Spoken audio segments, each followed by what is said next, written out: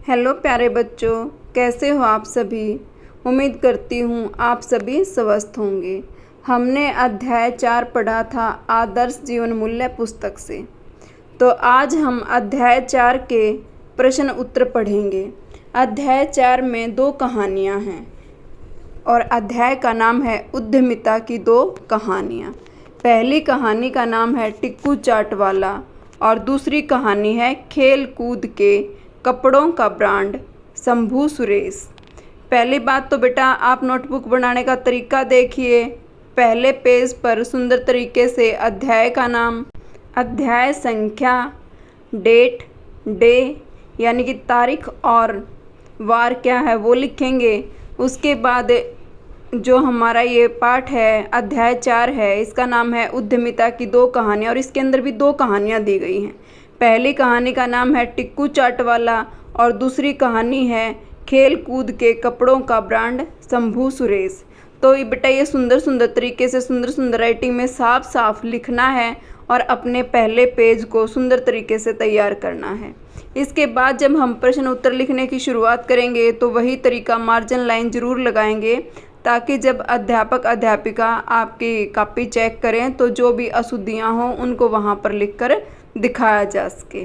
इस पाठ में मेहनत लगन के ऊपर, उद्यम यानी कि परिश्रम के ऊपर ही सारी बातें बताई गई हैं। तो हम देखते हैं पहला प्रश्न। रतिराम ने दिल्ली आकर क्या व्यवसाय आरंभ किया। रतिराम ने दिल्ली आकर टिक्की गोलगप्पे की रेहड़ी लगा ली।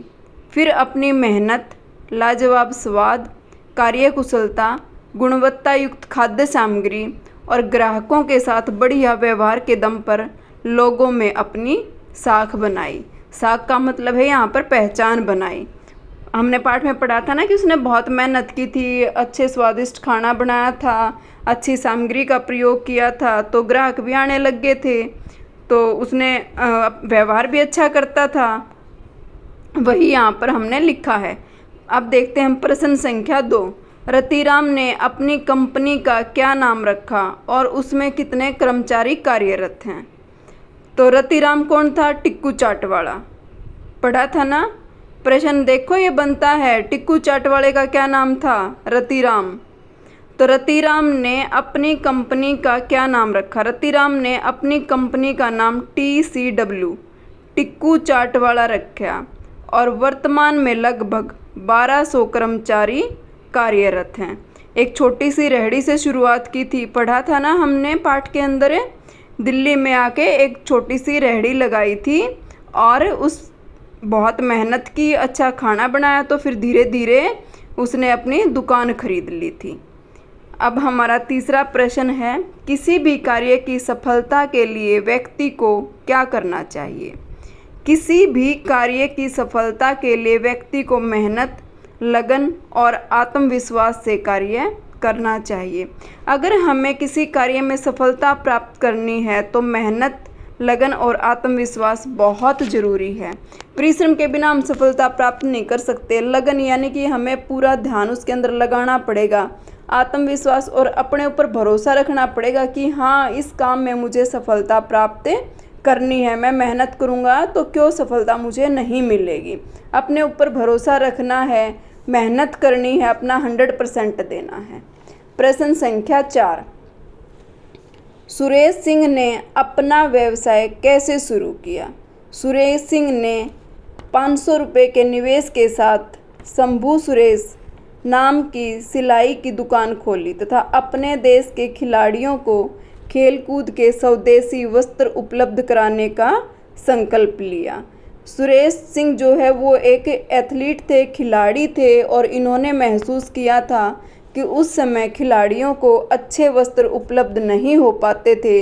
खिलाड़ी खेलते हुए उनमें आरामदायक फील महसूस नहीं कर पाते थे, अनकंफर्टेबल फील करते थे। तो इन्होंने सबसे पहले निक्कर बनाने की शुरुआत की थी। पाठ में हमने पढ़ा था। और बिजनेस को कैसे बढ़ाया था? निक्कर बनाकर साइकिल पर रखकर खेल के मैदानों में, जहाँ पर भी खेल होते थे वहाँ पर बेचने के लिए ये जाते थे।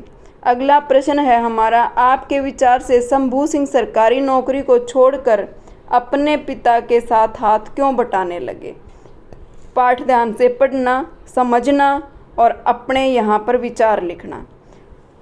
इसका उत्तर इस तरीके से रहेगा, अपने पिता के द्वारा शुरू किए गए कार्य को आगे बढ़ाने के लिए। क्योंकि शंभू सिंह के पिता सुरेश सिंह ने अपना खुद का कार्य शुरू कर दिया था, तो ये काम आगे बढ़ाना था। इस कार्य में नौकरी से ज़्यादा संतुष्टि प्राप्त हो रही थी। शंभू सिंह को नौकरी से ज़्यादा संतुष्टि अपने खुद के काम में महसूस हो रही थी, तभी तो उसने सरकारी नौकरी छोड़ दी थी। ये अपना स्वयं का कार्य था। नौकरी तो दूसरे के दिन कर रहे थे, लेकिन ये उनका अपना खुद का काम था और हो सकता है उनकी रुचि के अनुसार था, तो वो अपनी रुचि के अनुसार इस कार्य को कर सकते थे। इस कार्य में पैसे के साथ साथ प्रतिष्ठा भी मिल रही थी, यानी कि नेम और फेम दोनों चीज़ें मिल रही थी। नाम भी कमा रहे थे और नाम के साथ साथ पैसा भी कमा रहे थे। क्योंकि नौकरी करते तो एक नौकरी तक सीमित रह जाते, लेकिन इन्होंने अपने खुद के काम को आगे बढ़ाने की ठानी और अपने पिता के व्यवसाय को आगे बढ़ाया और उसी तरीके से अच्छा कपड़ा प्रयोग किया, अच्छी सिलाई प्रयोग की और आज इनका नाम भी कपड़े, जो खिलाड़ियों के कपड़े हैं उनके क्षेत्र में जाना माना है। धन्यवाद बच्चों।